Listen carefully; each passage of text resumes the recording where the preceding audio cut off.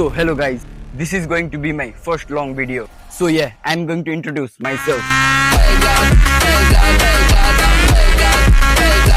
मेरो real name Sachin Kunwar हो, तर सोशल मिडियामा कुँवर फिजिक्स छ।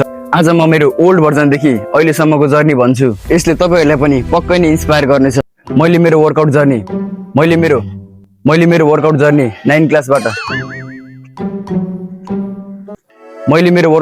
9 क्लासबाट सुरु गरेको थिएँ। त्यो समयमा न त मेरो राम्रो एजुकेसन थियो न त फिजिक नै। अब यो दुईटा चीज नभएपछि obviously zero level of confidence थियो।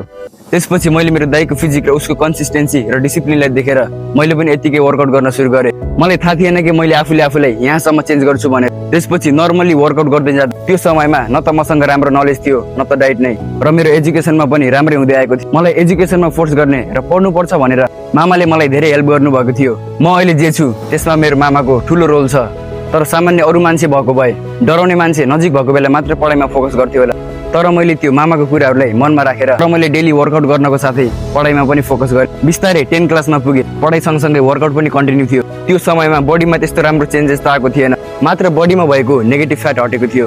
त्यसपछि बिस्तारै 10th को बोर्ड एक्जाम आउन थाल्यो र मैले वर्कआउट गर्न कम गरेँ, किनभने म होस्टेल बस्थेँ। 10 क्लासको एक्जाम सकिएपछि मसँग दुईवटा सिमेन्टले बनाएको डम्बेल थियो। त्यही दुईवटा डम्बेल भए पनि म खतरै डेडिकेसनले वर्कआउट गर्थेँ। त्यसपछि मलाई अचानक लाउरेको भूत चढ्यो। त्यहाँदेखि म एभ्री सिंगल डे बिहानमा daily 5 kilometre, 10 kilometre, 15 kilometre run गर्थेँ र हप्तामा एकचोटि डोको रन जान्थेँ, जसमा 15 to 17 केजी वेट हुन्थ्यो। अनि साँझमा भने मैले होम वर्कआउट गर्थेँ। त्यो समयमा मलाई न्युट्रिसनको बारेमा केही थाहा थिएन, त्यसैले त्यो टाइममा मेरो बडी धेरै इन्जर्ड, एङ्कल ट्विस्ट भएर फुलिन्थ्यो र सिनपेन र निपेन भएर म राम्रोसँग हिँड्न पनि सक्थेन। त्यही पनि मैले कहिले पनि रेस्ट लिएन।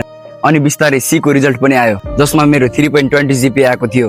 यो जीपीए त्यो 9 क्लासको सचिनको लागि एउटा ठुलो अचिभमेन्ट थियो। अनि 11 क्लासको एडमिसन पछि मैले मेरो ट्रेनिङ कन्टिन्यू नै राखेँ। अनि त्यसपछि ट्रेनिङ सेन्टर जाने प्लान बनाएर म र साथी भएर पोखरा सेन्टर बस्यौँ।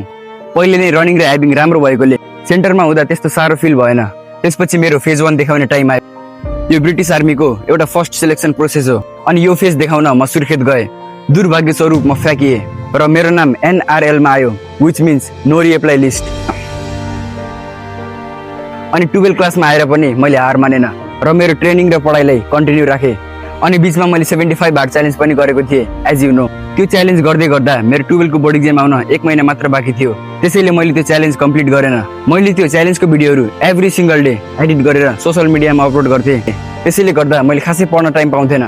त्यसपछि मैले च्यालेन्ज नै छोडेँ र भिडियो हाल्न पनि बन्द गरेँ। तर वर्कआउट भने कन्टिन्यू थियो। मलाई त्यो समयमा यस्तो हेबिट बसेको थियो भने म नहुँदा पनि वर्कआउट गर्न जान्थेँ। अनि बिस्तारै 12th को रिजल्ट पनि आयो, जसमा 10 को भन्दा राम्रो जीपीए ल्याए, विच इज 3.41। अनि अहिले चाहिँ मैले जिम जोइन गरेको छु, जसमा बल्किङ सिरिज सुरु गर्दैछु। अनि अहिले धेरै रियलाइज हुन्छ कि हाउ आई चेन्ज्ड माइसेल्फ।